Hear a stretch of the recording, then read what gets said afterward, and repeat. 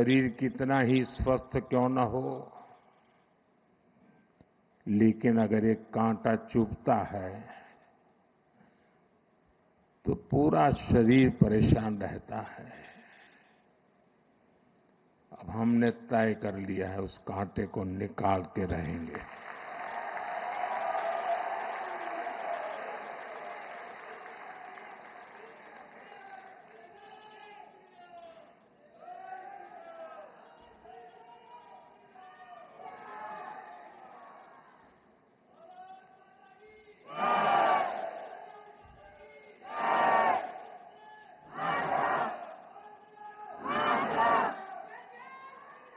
साथियों, 1947 में जब मां भारती के टुकड़े हुए,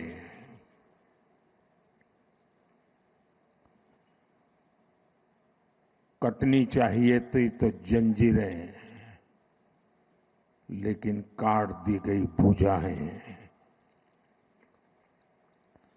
देश के 3 टुकड़े कर दिए गए।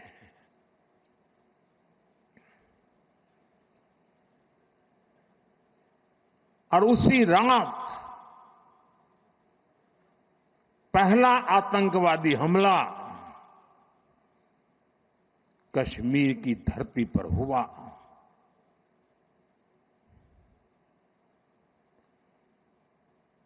मां भारती का एक हिस्सा आतंकवादियों के बलबूते पर, मुजाहिदों के नाम पर पाकिस्तान ने हड़प ले लिया।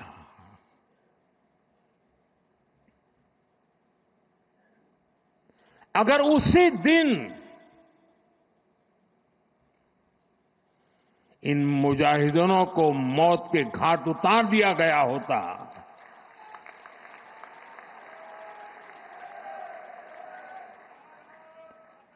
और सरदार पटेल की इच्छा थी कि पीओके वापस नहीं आता है तब तक सेना रुकनी नहीं चाहिए, लेकिन सरदार साहब की बात मानी नहीं गई और ये मुजाहिदीन जो लहू चख गए थे, वो सिलसिला 75 साल से चला है। पहलगाम में भी उसी का विकृत रूप था। 75 साल तक हम झेलते रहे और पाकिस्तान के साथ जब युद्ध का नौबत आई, तीनों बार भारत की सैन्य शक्ति ने पाकिस्तान को धूल चटा दी।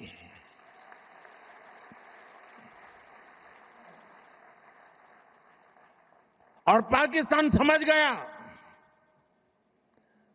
कि लड़ाई में वो भारत से जीत नहीं सकते हैं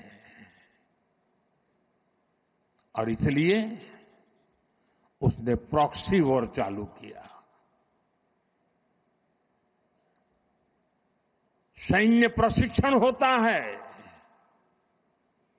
सैन्य प्रशिक्षित आतंकवादी भारत भेजे जाते हैं और निर्दोष निहत्थे लोग,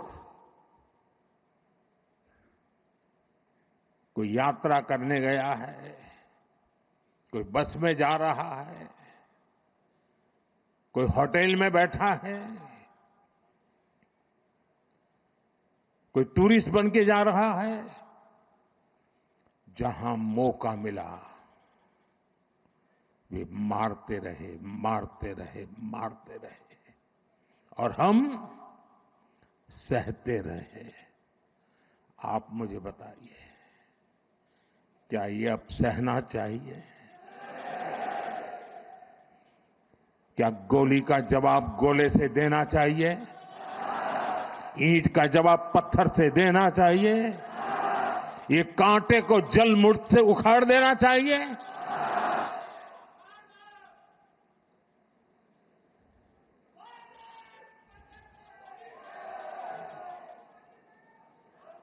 साथियों, ये देश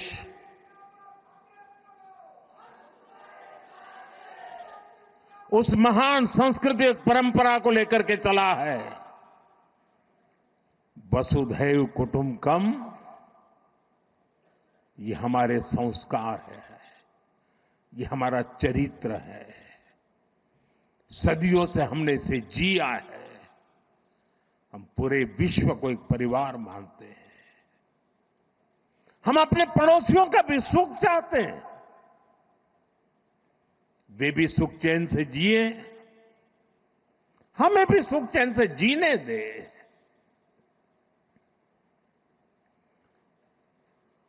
ये हमारा हजारों साल से चिंतन रहा है। लेकिन जब बार बार हमारे सामर्थ्य को ललकारा जाए,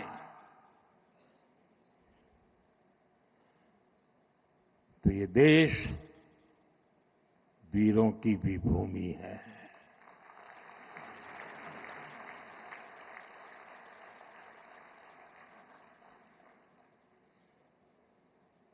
आज तक जिसे हमें प्रॉक्सी वॉर कहते थे,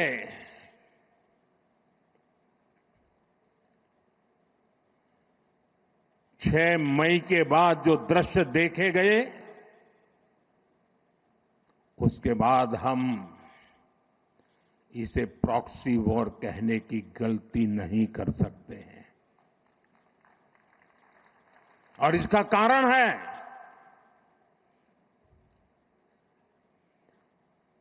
जब आतंकवाद के 9 ठिकाने तय करके 22 मिनट में, साथियों 22 मिनट में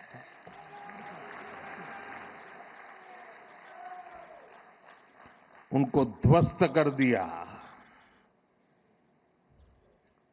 और इस बार तो सब कैमरा के सामने की सारी व्यवस्था रखी थी ताकि हमारे घर में कोई सबूत न मांगे। अब हमें सबूत नहीं देना पड़ रहा है, वो ऊपर वाला दे रहा है।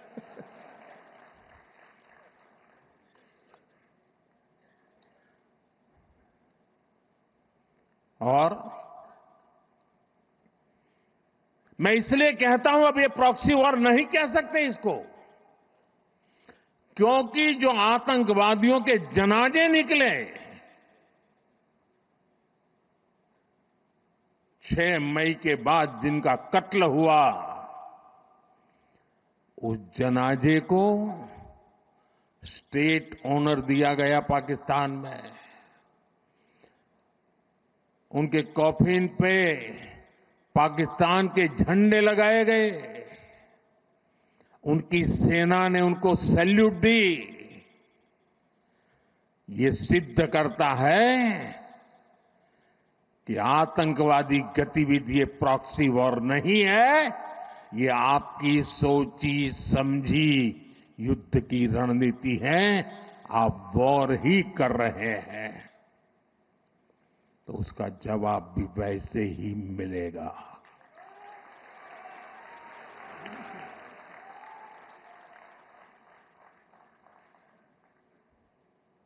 हम अपने काम में लगे थे, प्रगति के राह पर चले थे।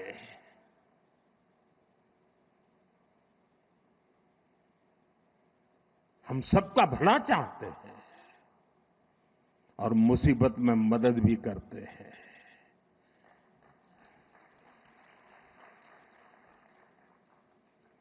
लेकिन बदले में खून की नदियां बहती है।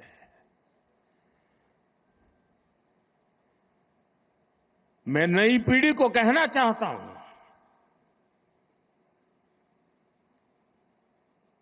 देश को कैसे बर्बाद किया गया है।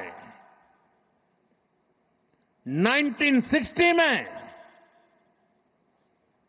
जो इंडस वाटर ट्रीटी हुई है, अगर उसकी बारीकी में जाएंगे तो आप चौंक जाएंगे।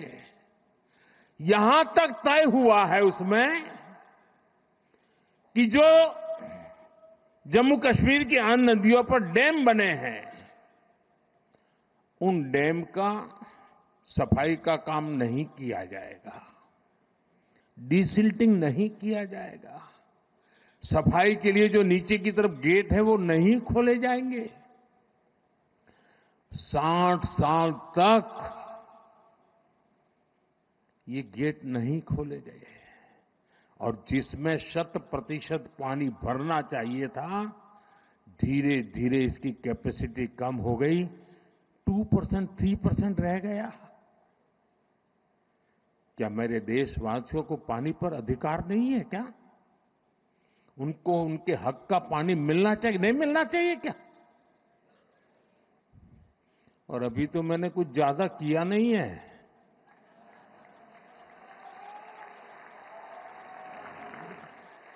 अभी तो हमने कहा है कि हमने इसको एबेंस में रखा है, वहां पसीना छूट रहा है। और हमने डैम थोड़े खोल करके सफाई शुरू की। जो कूड़ा कचरा था वो निकाल रहे हैं, इतने से वहां फ्लड आ जाता है। साथियों, हम किसी से दुश्मनी नहीं चाहते हैं, हम सुख चैन की जिंदगी जीना चाहते हैं। हम प्रगति भी इसलिए करना चाहते हैं कि विश्व की भलाई में हम भी कुछ योगदान कर सके।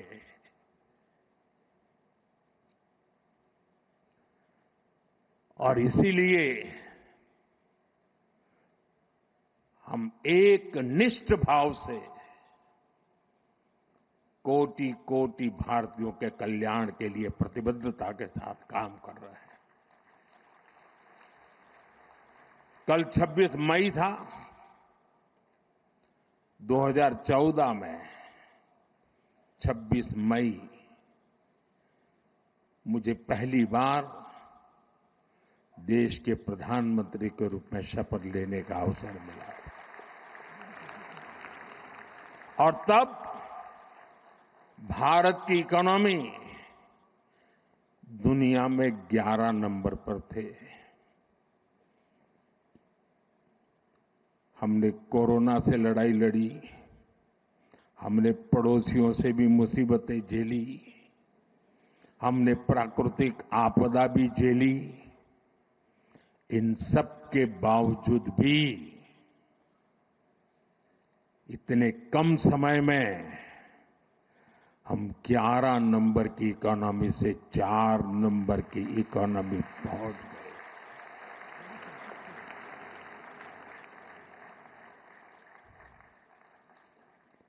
क्योंकि हमारा ये लक्ष्य है, हम विकास चाहते हैं, हम प्रगति चाहते हैं। और एक के बाद योजनाएं। और साथियों, मैं गुजरात का ऋणी हूं।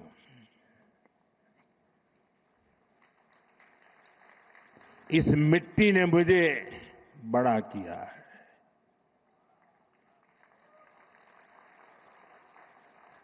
यहां से मुझे जो शिक्षा मिली, दीक्षा मिली, यहां से जो मैं आप सबके बीच रह करके सीख पाया, जो मंत्र आपने मुझे दिए,